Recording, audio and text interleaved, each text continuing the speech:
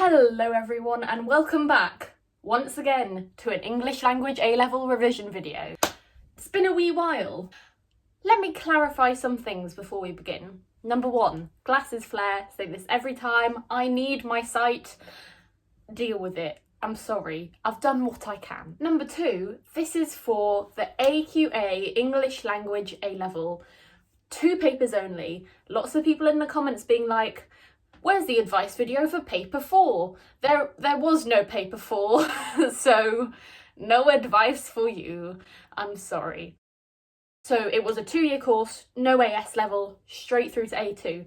So when people ask me for videos about my politics and media A-levels, I'm like, I kind of can't help because I was the last year of the 2-part course where I did an AS level in my first year and an A2 in my second year. So that's why I can't help. Now, my first piece of advice. If you are new to this video and you've never seen my face before, number one, hello, I'm Alice. Number two, go watch my other English language revision videos. They are rammed with all of my tips, tricks on how I got an A-star in the exams. I went from a C, bordering on B, at the end of my first year to an A-star at the end of my second year. So it is possible, hold in there, you can do it. I believe. I made a bit of a stupid mistake in there because when I made those videos I didn't have like any subscribers and now I have like over 1,000, which in the grand scheme is like not many, but for me, hey, that's a lot of people. And when all of those people are messaging you every day through your Instagram DMs and asking for copies of your notes and past essays, it gets a little bit difficult. So I thought finally I would solve the problem and I would combine everything and put it into a video and a big old Google Doc for you. In summary, what I'm doing is taking my favourite big massive folder and bringing out all my mind maps and my past papers and the grades I got, taking pictures of them and putting them into a big old Google Drive that represents this beefy boy. So if you want to see past examples of any of the questions that I did as an A-star student, or see my essays when I was at like a BC grade and what I did differently to get to an A and A-star, I'm going to put a link to a Google Doc folder in the description. But before I do that, I want to talk you through some of the notes because otherwise you might click the link and get a wee bit confused. So here's the tea. I have lots of different notes. These are my mind maps. I made mind maps mostly for paper 2. Let's begin. Here to begin with are my CLA mind maps. I've taken more in-depth pictures, don't you worry. But basically CLA is split into spoken and written / written and reading. So here is some of my theory for the spoken. So I've sort of taken all the bits of theory and I give it a subtitle and then I just go into all the detail that is worth learning.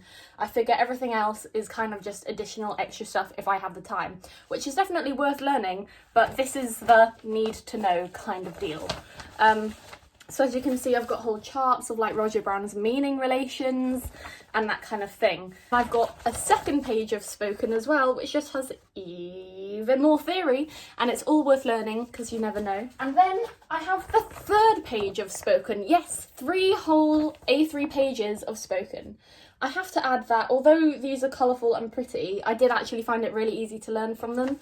And I've got some more, but this is for reading and writing. So I've got all the theories for reading and writing that I learnt. I found, as I've said before, the reading and writing side a lot harder. I feel like my teachers gave me less to learn, which I didn't think I could rely on as much. I definitely focused on the spoken, but I still learned everything I could for reading and writing because you never know in the choice of 2 questions if they're going to be like, one of them is about reading, writing, and one of them is about a reading, writing, spoken hybrid. So you can't just talk about spoken, like that might not be an option at all. So it's better to have all your bases covered and not take any risks. Here is a beefy reading, writing one. You can see there's less highlighting on it because I didn't really care about learning it as much. For each paper 2 topic, whether that was gender, ethnicity, accent and dialect, technology, I made a big old mind map. Here's my language and gender mind map. It has every theorist that I learned, and the heading of each one is literally their name. Now, the best way that I found to learn a whole mind map is from remembering one single word. Yes, a little trick I learnt. I still use this revision technique today. I used it in loads of my GCSEs. I used it in like, I took RE and I had to remember all these freaking teachings, and this method saved me, and it did the same for English Language A-Level. It just cuts down your planning time and it's so efficient and so good, and I just love it. So here's the tea. As you can see, there are lots of different headings here, all the names of different theorists. What I would do is I would write out all of the theorists' name in one long list, and then I would take the first letter from each of the headings. So for example, I've got Robin Lakoff, so I would take the L from Lakoff, then I would take the Z from Zimmerman and West, and I would take the K from Kaplan, and I would write out all of the first letters, and I would find a way to make all of those first letters become one word. Essentially what you're doing is triggering your brain. So if you remember this long, basically acrostic poem that you've created, you can write it down as soon as the exam starts and you see that it's a question about gender, for example. Write down that word vertically on the corner of your page.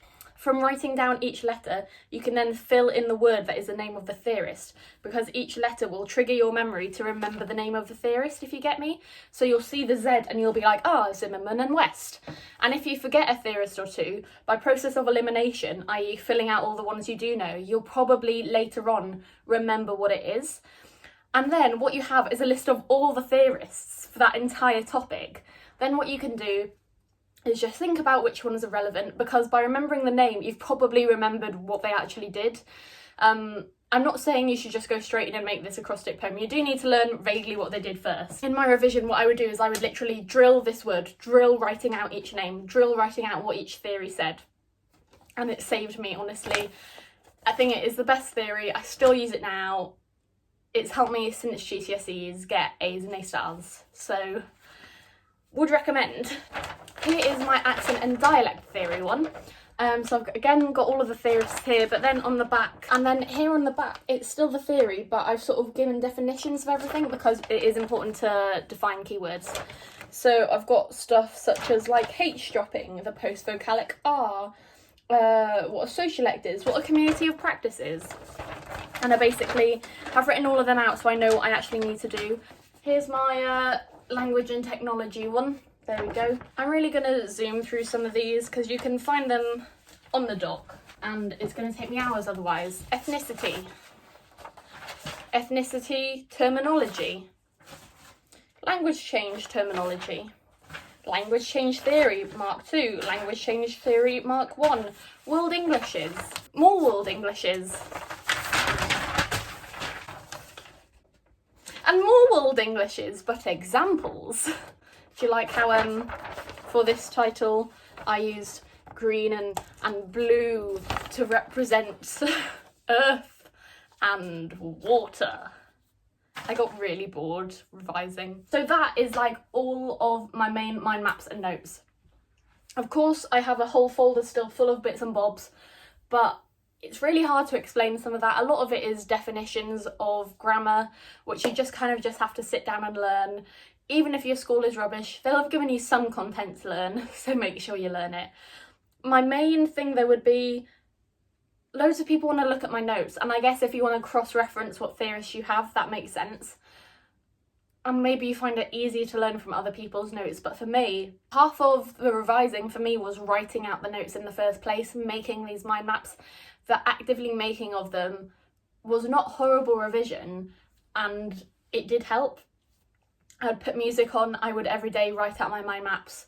I think I had all of mine for A-Level done before Easter of my A2 year, so that over the Easter holidays I was revising, not making notes anymore. So if you have time to do that, that's great. If you don't worry, you can do it because I've made all these notes for you. I talked about this briefly in one of my other videos, but at my sixth form we had these sort of marking sheets. They tell you what the question is, what mark you got, what grade you got, comment from your teacher, and then suggestions for further improvement. So they were always written out every time and they just circle what you needed to do. So most of my essays have this in front of on the doc, so you can see what it's going on about. So by reading these essays, you can get an idea of how I used to structure them. It definitely changed throughout my time at sixth form. You'll be able to see how I did it when I was getting B's and how I did it when I was getting A's, A stars. Basically, if you go into the Google Doc, you can see everything there that you need to see. Realistically, I should be charging for these, I should have a Patreon, or I should be doing personal tutoring, but I don't have the time for that, and maybe I'm less of a Slytherin than I thought I was. But hey, have them free, it's helpful for you, and it means I'll get less Instagram DMs, which is fine. If you do DM me on Instagram, it's cool, it's chill. I'm sorry if I haven't replied because a lot of people have asked. But if you're just dropping in to be like, hey, that really helped, that's really nice, please do that. But if you're dropping in to be like, hey, can you give me any extra tips? I'm just gonna be like, I made like 3 hours of content on this, go watch it, you've already seen it, just I can't give you any more. I really hope that this has helped and answered some more of your questions. Like I say, if you haven't seen my other videos, please go watch them before heading to my Instagram direct messages. But do follow me on Instagram, I am @AlicePrecy, and I have some very exciting announcements coming up in the next few weeks. Let me know what other videos you'd like to see. Some people have asked me for more information about when I did Camp America. I'll be telling you more soon about the summer programme I'm doing next year. If you want to know like how I organised my folders for sixth form, or how I organise my life now that I'm at uni, or how I organise and structure my daily routine without an expensive planner, because I don't have money for Erin Condren planners as much as I wish I did. I use free printables and still it works really well, and I'm an organised person. Good. Please like, please subscribe, please don't unsubscribe, and let me know what kind of content you're after. And I guess I will see you all next time.